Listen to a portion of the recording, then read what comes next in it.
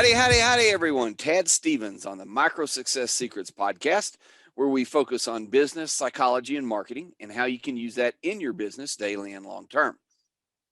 Today, I'm talking with Patrice Bisiot. Patrice, welcome to the show and tell us a little bit about yourself. Bonjour, Tad. Yes, thank you for having me. So the journey started in Paris, where really I wanted to be my own self. I already knew I was driven and ambitious. I wanted to be an artist, but I wanted to make a difference. So at the time I'm 18 years old, I'm managing 3 salons of a high end because hair became the craft of choice. And from that, I knew I wanted more. So more became, I moved to Miami. And a few months later, I realized this is not good. I cannot work for somebody. I am my own guy. I'm an entrepreneur. So I opened my own business. And that's really when everything started making much more sense in what is my vision, mission, and purpose. I want to do more. I want to reach out more. So what do I need to do? Until I met who became my publicist in Beverly Hills, who convinced me, listen, you belong in Hollywood. You have so much to offer. You're going to start on the red carpet and we can build your brand from here.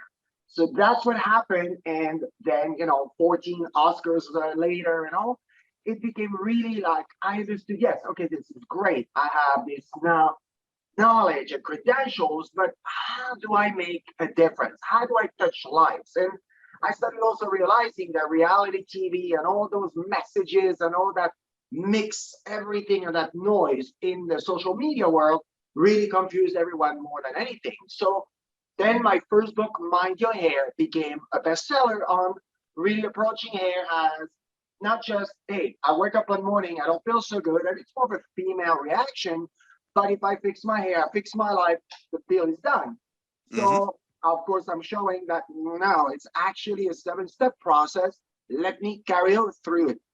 So in that journey, that's really when everything even took a bigger like explosion in a way, because I got signed by a keynote agent in New York, and that's when I started spreading my message.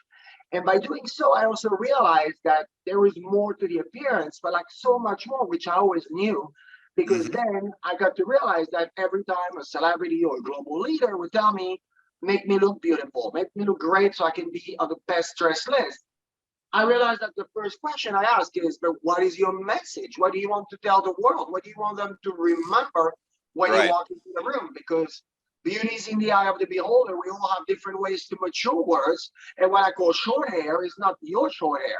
What I call anything to anything, we mature word upon where we lived, who is the mentor that we have chosen when we were a kid. So all those elements made it to, I realized that yeah, but beauty is actually the vehicle. The appearance is really what you are conveying as a message of who you are within. Exactly. Yeah.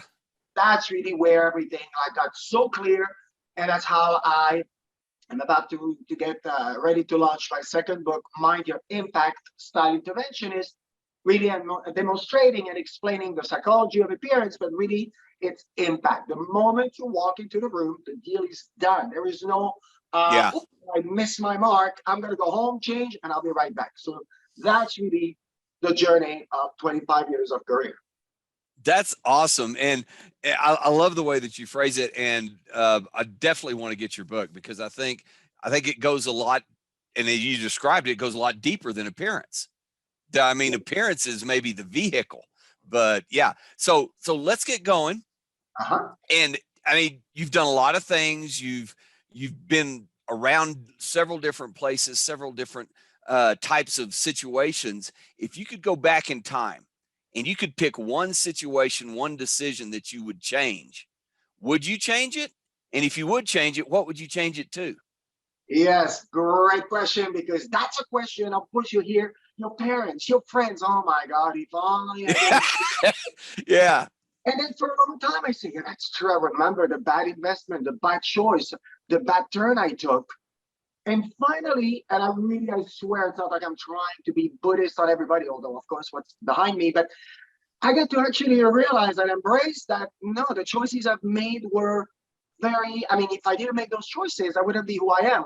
And my turning point on that was the beginning of it was I built a huge amount of success from the time I was 18. So I thought I had it all figured out. And if you were not rich by the time you were 40, you were a loser. I'm like, oh, please look at me, 30 years old. please, I'm rocking the world. I understood better than anyone. And I lost everything to the point that I had to sleep in my car.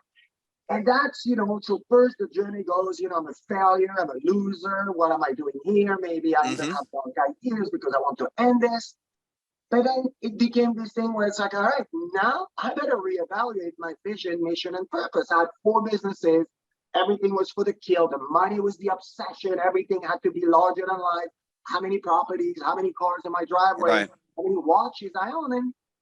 And then I realized, well, okay. I mean, it's not even I made bad choices. I made choices that I should have thought of much better, much deeper. And I never did my due diligence on everything I was doing. Everything was too frantic. So really now, looking back, no, everything got me to where I am. I'm in front of you today. My second book is coming. I'm higher than I was back then. So I would say I don't even call it a failure or a mistake that I should redo. I call it an experience. And that is awesome because, and I'll tell you, share with you and the listeners and viewers, is that Uh-huh. people that have passion about what they're doing, people that I believe are truly happy where they are with their journey, and what you just described, that's the answer they all give. It's not Precisely. about changing anything. It's about learning and making decisions going forward, learning from the experience. So I love that answer. But let's go back in the time machine one more time. Uh-huh. And if you could pick something out that turned out super positive. I mean, you can look back and you can, define everything before that and after that. Do you have Yeah. one decision that just sticks out that you could share? It's not so much one situation, it's a concept, it's money. You see, now I'm on my way to, building a lot of things and become really, successful in it. But Mm-hmm. nobody has a different perspective, has a different purpose. I still want to make a lot of it, and I still want to be very successful, and I want my Yeah. book to go around the globe. But now money doesn't mean the same thing. I surprised myself, like I still drive the same car as I had when everything, crashed. When before I have to change my Love it. oh my God, for 2 years, it's got to be like, and then I realized, like I did I cross country, the US. I left from Los Angeles, I mean, Santa Monica. My Mm-hmm. dream was always to drive down Route 66, which I did all the way up to Oklahoma City. And then I went down because I was relocating to Florida. And this was such, again, another like, wow, realizing, yeah, I'm happy. I have a huge car. It's safe. It's great. It's older. I'm appreciating what's around me. I also appreciate that, wow, I think I have it bad. When I think I have it bad, I'm going to think of those people, the way they live in the middle of the desert. And I saw real America. That was another like turning point in many ways of like, you see, you always learn when you think you have learned enough.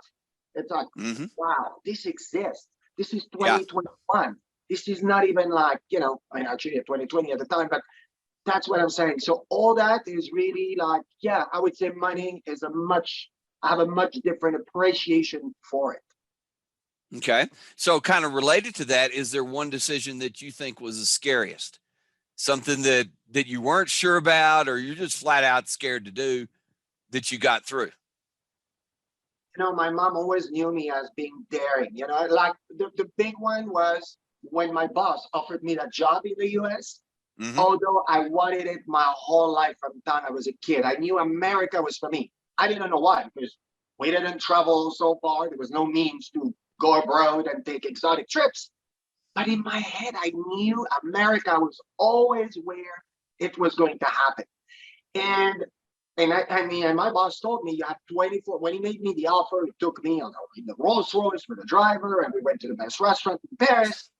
And he said, you have 24 hours to tell me yes or no. And I'm very close to my family. I'm very, very, Mm-hmm. I'm the oldest of 4 kids. I'm very protective and nurturing, and I'm that guy. So I was like, 24 hours to change my life around. That Yeah. was, I would remember it like I didn't sleep that night. I called my mom at midnight. We both crying on the phone because my mom knew in her heart that I was leaving. I was going to say Yeah. yes. I Uh-huh. kept saying, I don't know, mom. She's like, of course you do. And I do too. And I cannot believe I know it better than you do. And I'm like, okay. So that was the scariest for sure. Okay. So related to that, and if you can frame this or maybe explain it in a way that would help others as well. How did Uh-huh. you get through that? How do you get through decisions that are big, that are scary, that a lot of people call getting stuck? How do you keep from getting stuck, or how do you move past it? I realized getting stuck is really a poor excuse to not wanting to look at the truth in the eyes, or you don't want to deal with the problem. Because, Excellent. Oh, I'm sorry. That's the best answer I've heard. Please go on. but it's all about listening to your heart. And then technically, yes, of course, if you invest money, for instance, you're gonna look at, the before, after, or whatever. Right. Yeah. Yeah. But it's really about looking at, hey, does my gut instinct tell me, yeah, go for it? Is it something that you feel it's stronger than you? You want to go through it. You don't know if that's going to be successful, but it's going to be worth the experience. Like if I didn't move to the US, for instance, Hmm. I would have lived with regrets my entire life. So Yeah. scary or not, I knew that, and I already understood even at 18 years old that, okay, fine, if it doesn't work out, I mean, I have a home. At the time, I had a very beautiful property already. I was investing in real estate from teenage. So I had a really beautiful apartment. So I'm like, no, everything is fine. So then you're like, no, let's listen to that gut instinct, to whatever that little voice behind your head, in your head, I mean, wherever that voice is around you. And that's really what it is. Excellent. Excellent. So this changes gears a little bit. And I close with this question always, because to me, it's important because it speaks to people that are still struggling or believe they're struggling or still looking for their thing, their passion, their purpose, their journey. What do you want out of your business and out of your life? To put it another way, what gets you up in the morning? I mean, you mentioned that money is not, you don't look at it the same way anymore. And it's my belief that if money is all that gets us out of bed, after a while, that's going to get kind of old. There's got to be something deeper, something more that, to me, that keeps people going. Because like happened to you, you can lose everything. So And that's, something keeps people going. yes, Could you share that? For what is it for you? for me, it's getting out of my comfort zone. You see, hair was the beginning of the journey, and I was very successful as a hairstylist.